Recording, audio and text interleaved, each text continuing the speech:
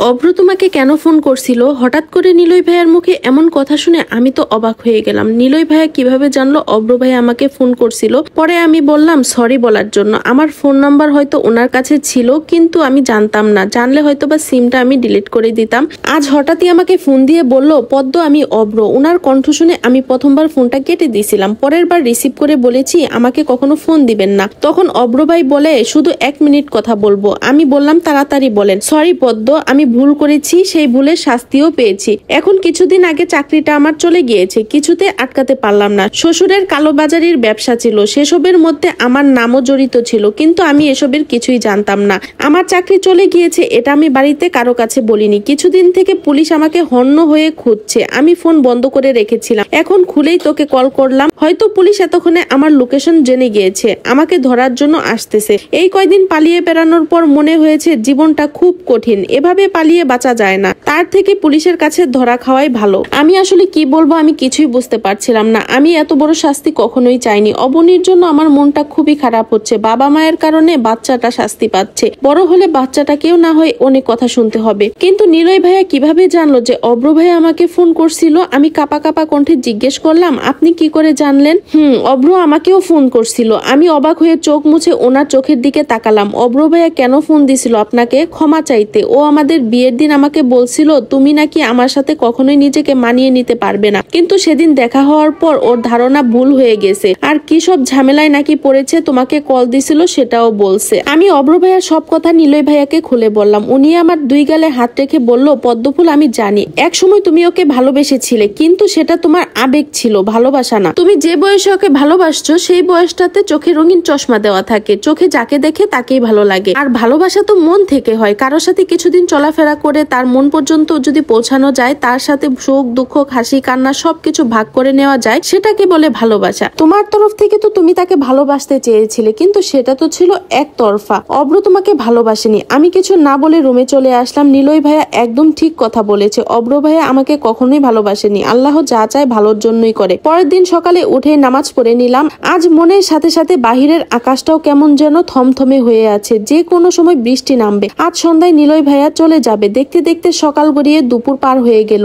নিলয় ভাইয়া সেই যে সকালে নাস্তা করে বের হয়েছে এখনো ফেরেনি। ফোন করে পাচ্ছি না। বেশ অনেকক্ষণ অপেক্ষা করে আমি নিজের রুমে চলে আসলাম। রুমে আসতেই ফোনটা বেজে উঠলো। SMS এসেছে। চেক করতেই দেখলাম নিলয় ভাইয়ের নাম্বার থেকে SMS এসেছে। SMSটা এরকম ছিল, আমি চলে যাচ্ছি পদ্ম, আমাদের আর দেখা হবে না। আমি জানি না কবে ফিরবো, কিন্তু এই 5 দিনের কথা আমি কখনোই ভুলতে পারবো না। আমি অনেক চেষ্টা করেছি তোমার মুখ থেকে একবার শোনার যে নিলয় ভাইয়া তুমি আমাকে ছেড়ে যেও না, কিন্তু তুমি একবারও আমাকে কথা বলনি। তুমি যদি একবার বলতে যত কিছুই হোক না কেন আমি কোনোদিনও ছেড়ে আসতাম না, কিন্তু আফসোস তুমি একবারও বলনি। আমার ভালোবাসা কখনো কমবে না পদ্মফুল। আমি যেমন ভালোবেসেছি সারা জীবন এভাবে ভালোবাসবো। তোমার থেকে ঘটা করে বিদায় নিয়ে আসতে গেলে তোমার মুখটা দেখলে আমি আসতে পারতাম না, তাই কাউকে কিছু না বলে আগেই চলে এসেছি, যাতে কেউ আমাকে আটকাতে না পারে। আমার সব দুর্বলতা তুমি জানো, কিন্তু তবু একবারও থাকতে বললে না। যাই হোক ভালো থেকো তুমি। আর আম্মুকে বলে দিও সে যেন তার এই পাগল ছেলেটাকে ক্ষমা করে দেয়। SMSটা পড়ার পর আমার মাথা আর কাজ করছে না। অনবরত কল করে যাচ্ছি নিলয় ভাইয়ার নাম্বারে, কিন্তু ফোনটা বন্ধ। কেঁদে কেঁদে ফুপির রুমে চলে আসছি। আমাকে কাঁদতে দেখে ফুপি জিজ্ঞেস করলো কি হয়েছে পদ্মমা, কাঁদছিস কেন? মা নিলয়, আমি শুধু নিলয়টুকুই বলছি। আমি কান্নার জন্য কিছুই বলতে পারছিলাম না। কি হয়েছে আমার নিলয়ের? এই পদ্ম আমার নিলয়ের কি হয়েছে? নিলয় ঠিক আছে তো? ফুপিও আমার সাথে কেঁদে দিয়েছে। আমি শুধু বললাম মা নিলয় ভাইয়া চলে গিয়েছে, আমাদেরকে সন্ধ্যার কথা বলে আগেই চলে গিয়েছে, সব দোষ আমার। আমি একবারও তাকে থাকতে বলিনি। মা তোমার ছেলে কেন বুঝলো না? আমি তাকে চেয়েছিলাম উনি যাতে সারা জীবন আমার সাথে থাকে, কিন্তু উনি কেন আমাকে বুঝলো না? আমি না হয় বলিনি, কিন্তু উনি তো বলতে পারতো পদ্ম আমি যাব না তোমাকে ছেড়ে। উনিও তো একবার বললো না আমাকে। মা তোমার ছেলে কেন বুঝলো না আমার মনের কথা? ফুপি কেঁদে দিয়ে বলছে আমার ছেলে আমাকে একবার না বলেই চলে গেল। হঠাৎ আমার মনে পড়লো নিলয় ভাইয়ের ফ্লাইট তো রাত 8টায়, এখন সময় 4:30টার মতো বাজে। এখান থেকে এয়ারপোর্ট যেতে সময় লাগবে 3 ঘন্টার মতো, মানে আমার যেতে যেতে 7:30টার মতো বাজবে। তাই আর দেরি না করে ফুপিকে বললাম বাবাকে ফোন দাও, আমাকে এখনই এয়ারপোর্ট যেতে হবে। নিলয় ভাইয়ের ফ্লাইট আরো দেরি আছে। ফুপিও আমার সাথে সাথে চোখ মুছে বলল হ্যাঁ মা তাই চল। আমার ছেলেটা আমার থেকে দূরে যাক আমি চাই না। ওর বাবা তো বলে আমার এখন বয়স হয়ে গিয়েছে, নিলয়টা যদি ব্যবসার মাঝে বসতো আমাকে এখন আর এসবে মাথায় নিতে হতো না, আমার ছেলেটাও আমার কাছে থাকতো। দাঁড়া এখনই আমি নিলয়ের বাবার কাছে ফোন দিচ্ছি। এই মুহূর্তে বাড়িতে কোনো গাড়িও নেই। আমি বারবার ফোনের ওপর ফোন দিয়ে যাচ্ছি নিলয় ভাইয়াকে।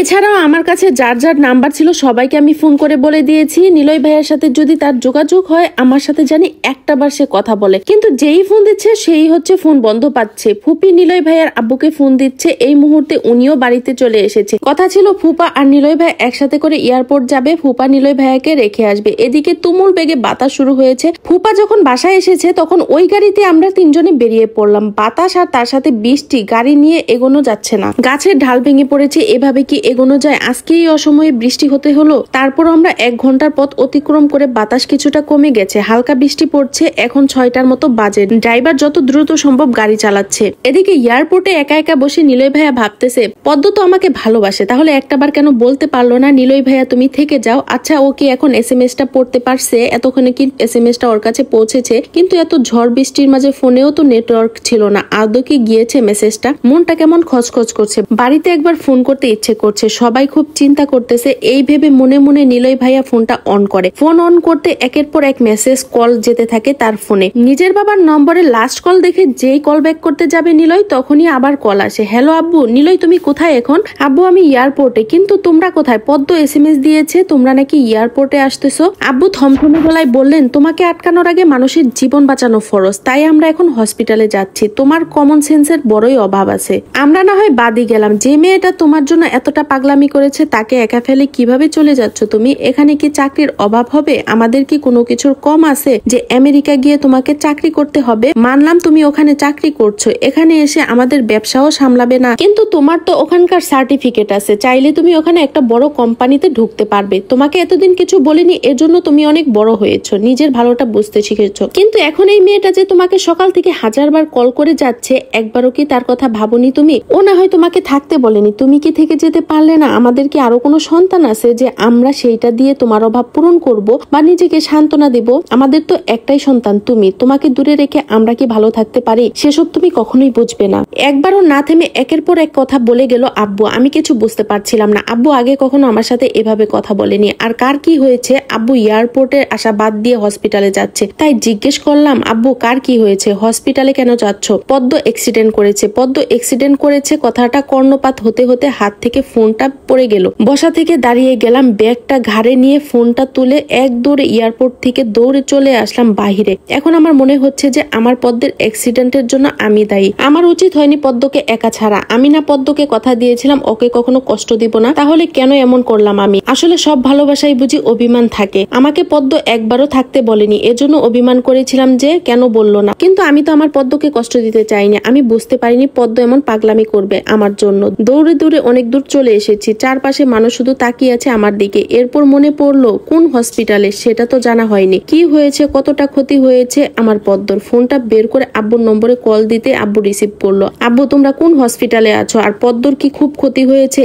এখনো কিছু বলেনি ডাক্তার, মাথায় আঘাত পেয়েছে, জ্ঞান হারিয়েছে আর রক্ত পড়েছে প্রচুর। তুমি সাবধানে এসো। তারপর হসপিটালের নাম বলে আব্বুর ফোনটা কেটে দেয়। কি করব, কোন দিকে যাব আমার মাথা কাজ করছে না। না জানি আমার পদ্মর শরীর থেকে কত রক্ত ঝরেছে। ওখান থেকে একটা বাইক ভাড়া করে নিয়ে প্রায় 40 মিনিট পর আব্বুর দেওয়া ঠিকানায় পৌঁছে গেলাম। এর মধ্যে প্রায় 10 বার কল দিয়েছি আব্বুকে। 8 বারের বার আব্বু যেই বলেছে আল্লাহ ভরসা, পাশে থেকে আম্মুর কান্নার আওয়াজ কানে এসেছে। তারপর থেকে আমার কলিজায় পানি শুকিয়ে গিয়েছে। এই বুঝি আমি আমার পদ্মকে হারিয়ে ফেললাম। পদ্মর মুখটা বারবার চোখের সামনে ভাসছে। বাইক থেকে নেমে ওয়ালেট পুরোটাই বাইকালাকে দিয়ে চলে আসলাম অপারেশন থিয়েটারের সামনে। এসে দেখি আব্বু কপালে হাত দিয়ে বসে আছে, আম্মু পাশে বসে কান্না করছে। আমি গিয়ে আস্তে করে ডেকে উঠলাম আম্মু। আমার ডাক শুনে আম্মু আব্বু দুজনেই তাকালো আমার দিকে। আমি আম্মুর দিকে এগিয়ে গিয়ে 2 হাঁটু গেড়ে বসে আম্মুকে বললাম আম্মু কিভাবে হলো এসব? আমার পদ্মর অ্যাক্সিডেন্ট কিভাবে হলো আম্মু? আসুন তাহলে জেনে নেই কি হয়েছিল তখন। পদ্ম ড্রাইভার চাচা আরো জোরে গাড়ি চালান, না হলে পৌঁছতে পৌঁছতে 8টা পার হয়ে যাবে। কিছুক্ষণ চালানোর পর ড্রাইভার বলে ওঠে সামনে তো গাছ পড়েছে মা,